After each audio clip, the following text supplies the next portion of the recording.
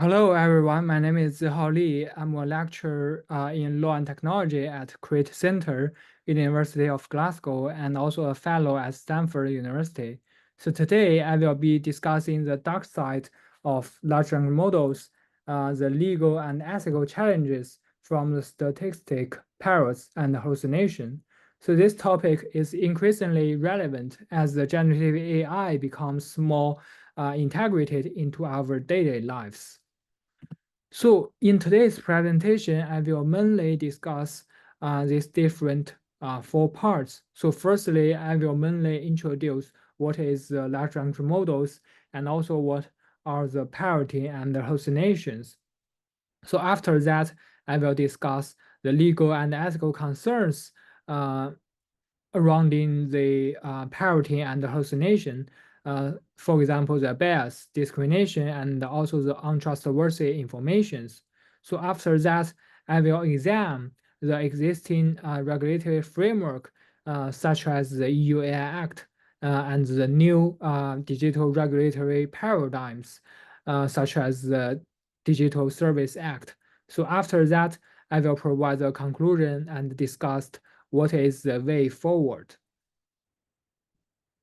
So today's presentation actually is based on my previous paper entitled Why the European AI Act Transparency Obligation is Insufficient. So it's published in Nature Machine Intelligence, where I discuss the insufficiency in the European AI Act's transparency obligation. So please have a look if you are interested. So will the large language models already goes viral in our daily life, such as the ChatGPT, the Gemini, and the Copilot? It is still necessary to briefly introduce it. So the large language models are a types of the AI system designed to understand the human language. So it also can generate answers using human language based on input prompt. They are trained on the vast database to predict and generative text. So one of their key feature is that they are designed for the general purpose. So which means that they can be used for any purpose and the content can be repurposed. So regarding the technology behind it, so just like illustrated by this figure, the key feature here is that it only predicts the likelihood of the next word occurs, so rather than completely understand it. So for example, as illustrated here, the prompt is the sky is what? So the likelihood after this three word is actually the blue, so rather than others. Therefore, the whole output of this prompt is the sky is blue. So what are the parroting and the hallucination? So as defined by Bender and other researchers, so the parroting refers to the repetition of patterns or responses found in the training data without actual understanding or the reasoning. So essentially, the large language models can mimic the data that they are trained on, but they lack the true understanding. So the hallucination, on the other hand, occurs when the large language models generate the confident but false information when they cannot find a suitable response in their training data. So while most of the generated answers are of high quality, some content can be entirely fictional and misleading. So here, actually, you can see I provide one example for the parroting.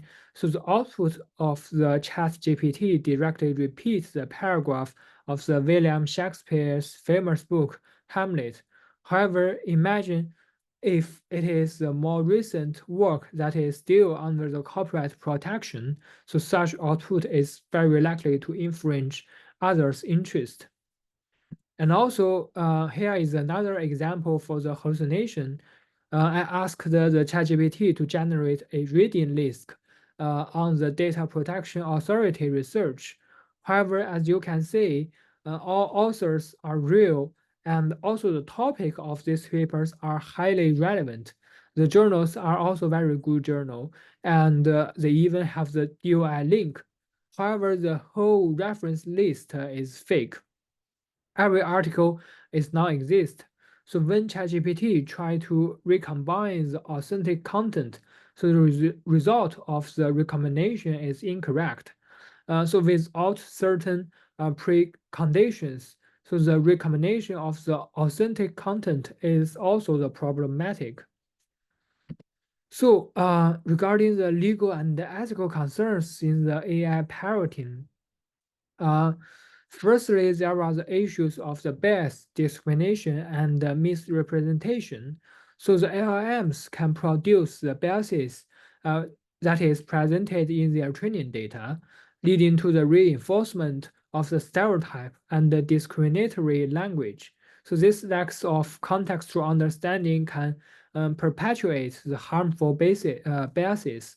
So secondly, as we already discussed, copyright infringement is another concern. So if an LLM generates a text that closely resembles the copyrighted material from its training data, so it could potentially infringe on that copyright. So lastly, there is a risk of personal data breach. So the users might input some sensitive information into these models, which could be used to train these models.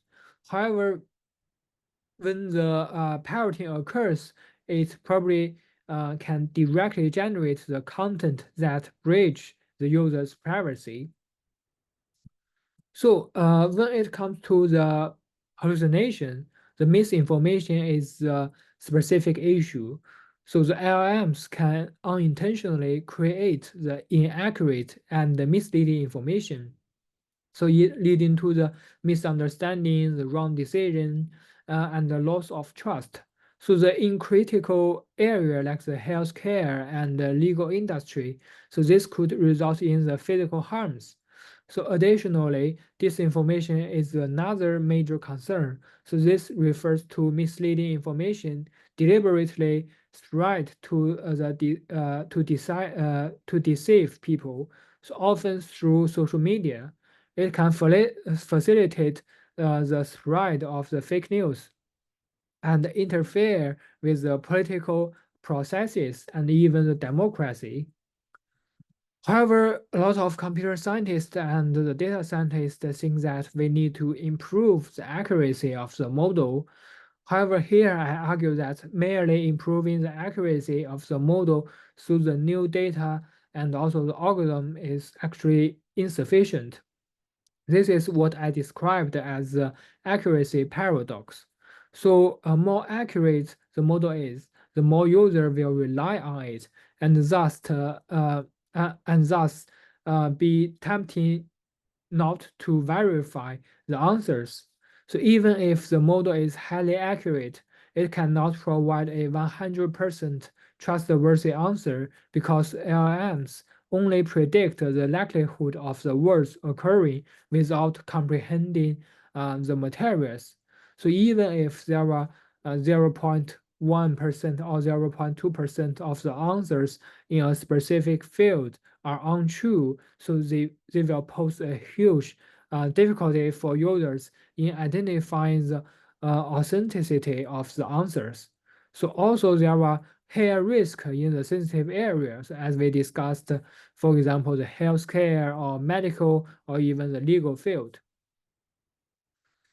And also increasing the accuracy of the inputs, model, and outputs often comes with the cost of the privacy, so especially in the generative AI context.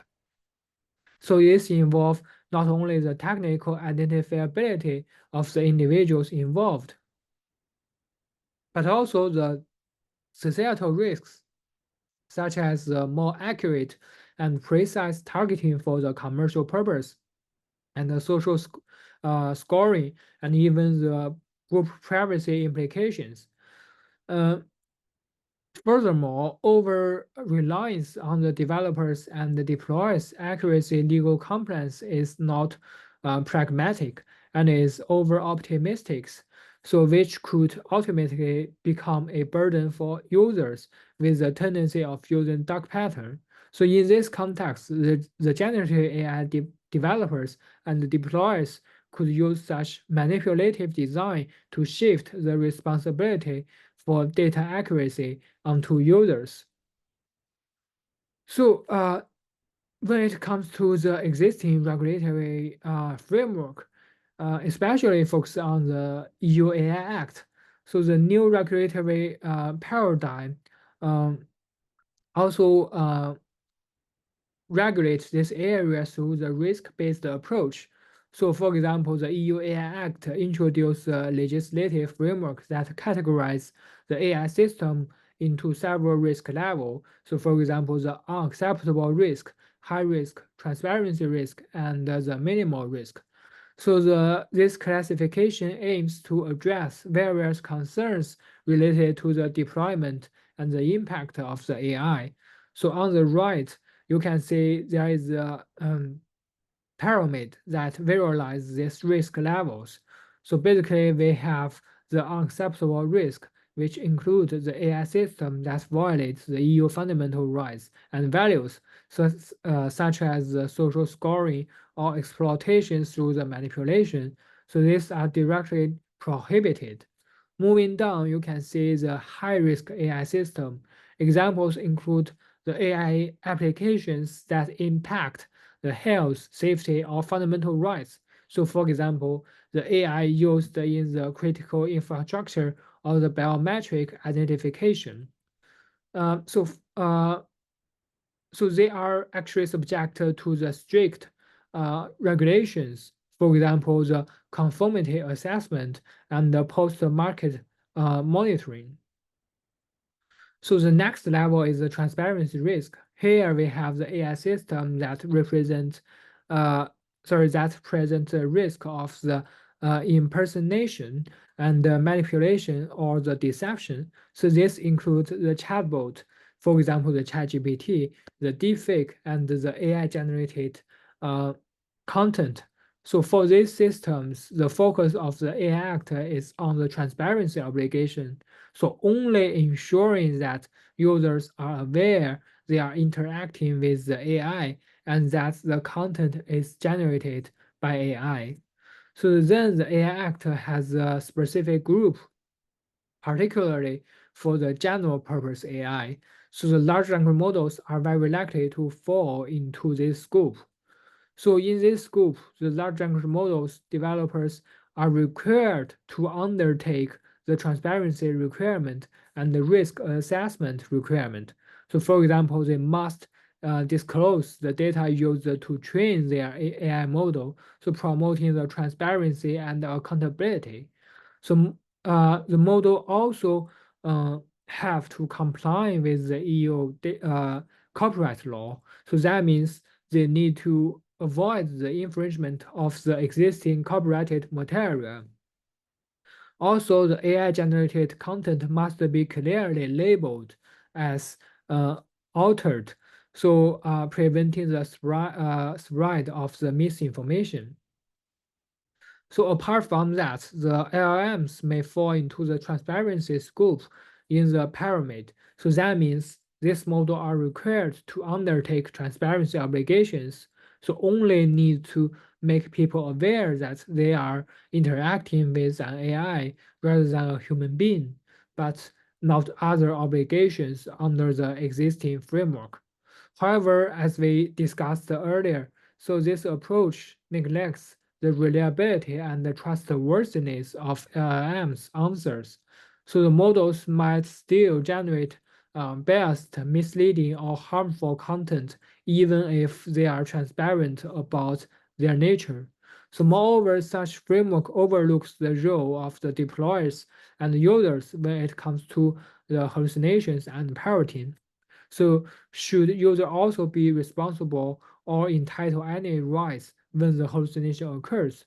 So the EU AI Act currently just places a significant burden on the deployers and developers, but this might not be sufficient or even fair. So finally, the shift from the platform as a service to the AI as a service also presents the new challenges. So unlike the traditional platform, the AI as a service involves the dynamic and the context-aware AI system that interact with users in real time. So this requires a more nuanced regulatory approach to ensure the ethical and legal compliance without stifling innovation. So basically, while the AI Act is a step in the right direction, so it needs to evolve to address these new unique challenges posed by the LLMs and the rapidly advancing field of the AI. So we need a comprehensive regulatory framework that ensure the ethical and trustworthy use of the AI. So the EU AI Act attempts to address this issue by classifying AI system into the risk-based categories and imposing the transparency obligation on the LLMs. However, it neglects the reliability and the trustworthiness of the LLM's answer. So the Digital Service Act and Digital Market Act focus more on the platform responsibilities rather than the performance and the output of the AI. So there is a need for a more robust regulatory framework that goes beyond the transparency and address the actual reliability and the trustworthiness of AI-generated information. So understanding the truth in the context of the AI requires the exploring the several philosophy theories. So for example, the constructivism suggests that the truth is constructed by social processes, historical context, and individual perspectives. So it is not a very objective reality, but a product of the human interactions. And the correspondence theory, on the other hand, posits that the truth is what corresponds to the reality. So a statement is true if it accurately demonstrates the way things are.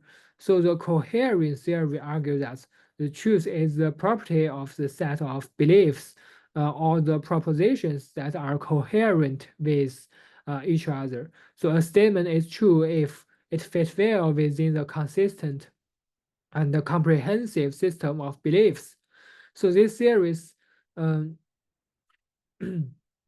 highlight the complexity in determining the truthfulness of the LLM outputs. So, but based on these categories and theories, we should consider how should we regulate the LLM's output, and also how should we regulate the LLM's developers and deployers. So what is the normative good answers the LLM should generate? So to address these challenges posed by the LLMs, so we need a comprehensive regulatory framework rather than outright prohibition. As we already seen, the Italian Data Protection Authority previously banned the ChatGPT, but it is reported that there is a 400% surge in the VPN download in Italy. So basically, we need a comprehensive regulatory framework that focuses on the discrimination and equality law, and also the copyright law, and also the privacy and data protection law. So it is crucial to shift from the risk-based approach to one that emphasizes the reliability, explainability, and also the traceability of the AI-generated information. So by focusing on these areas, we can develop a more trustworthy and ethical AI ecosystem. So thank you very much for your attention. Please let me know if you have any questions. You can also contact me through my email or social media.